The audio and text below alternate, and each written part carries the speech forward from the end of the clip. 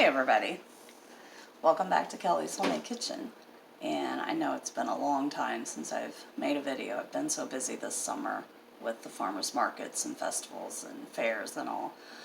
But for those that have paid attention to my videos this summer as to what I've been bringing to the farmers markets, they will know that one of my new desserts that I've been bringing are the hot fudge lava cakes. So I thought we would make a video today showing how to make those.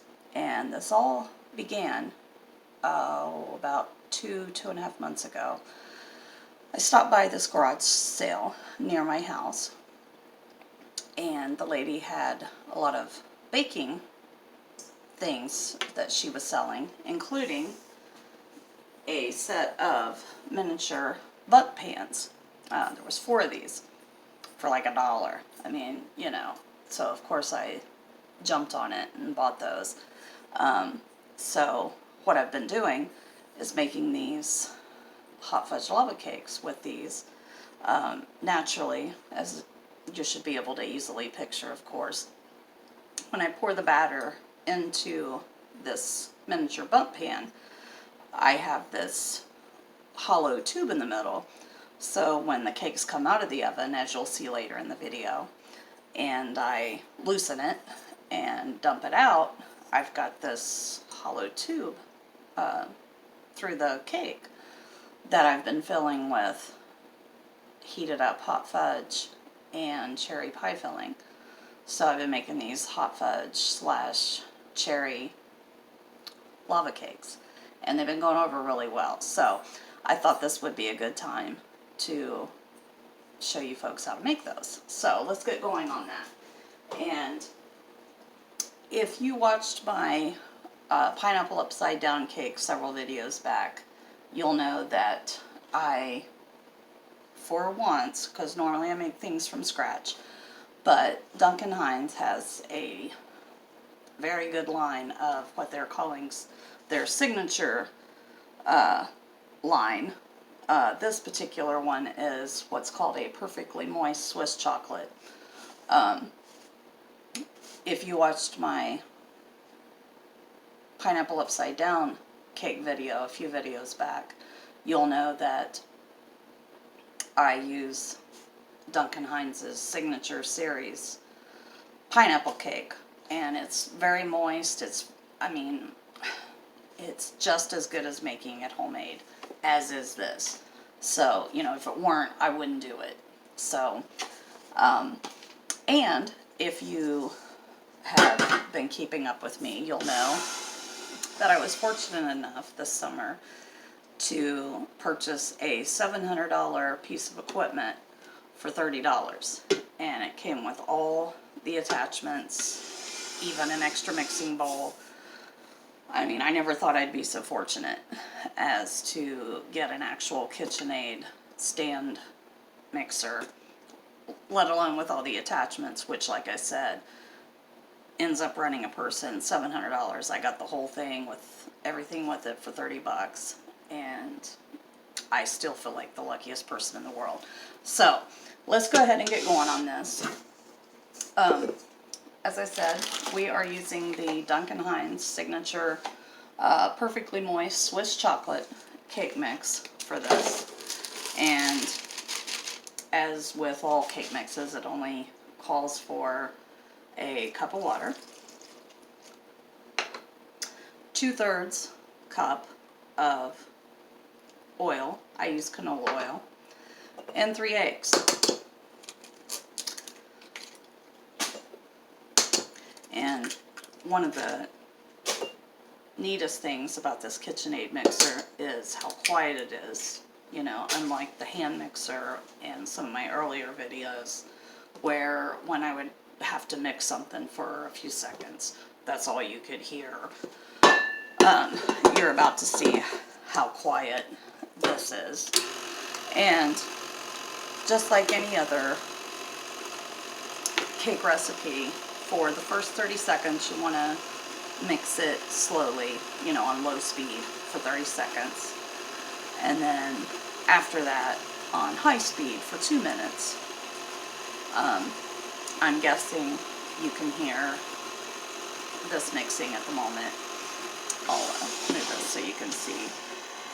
But even when we put it up to high here in a couple seconds, it's still nowhere near as loud as the hand mixers are, which is awesome. Okay, now there's 10 speeds on this, so I'm just going to put it up to about 6 and let it go for 2 minutes.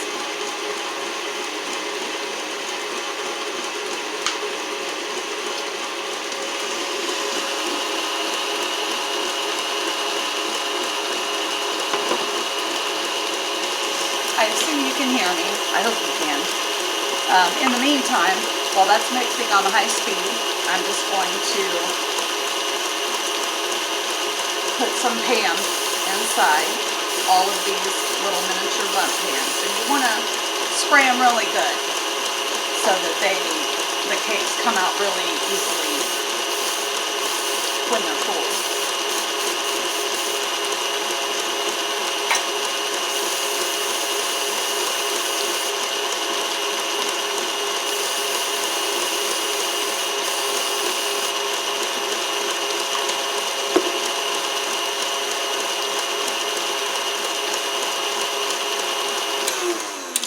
Okay, that's roughly 2 minutes, or close enough.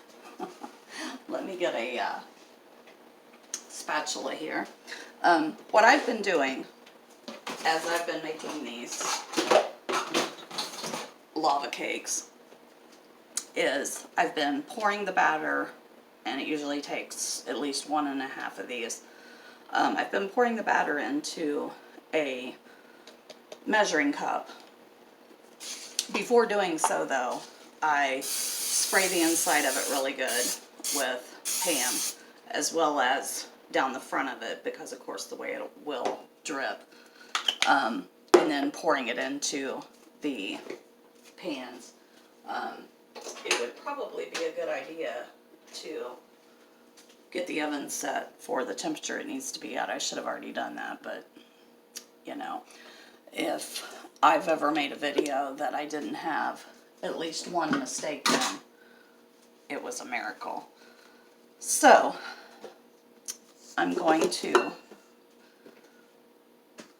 go ahead and pour this batter as much as I can, at least. It looks like this will actually hold it all. I'm going to go ahead and pour the batter into this measuring cup. And what you want to do with these miniature bundt pans is, you know, you've got this middle hole, as it is, that makes, you know, the tubular space in the middle. Excuse me.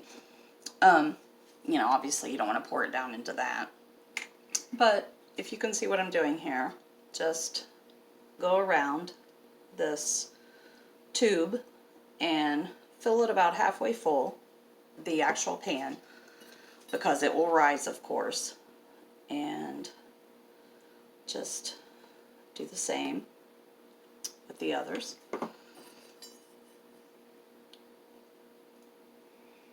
And when they come out and cool enough to pop out of the pan onto a cooling rack, what we will do is turn them upside down. Now, as it is, I have a little bit left in the measuring cup, so I'm just going to, with the ones that I was kind of, oh, what's the word?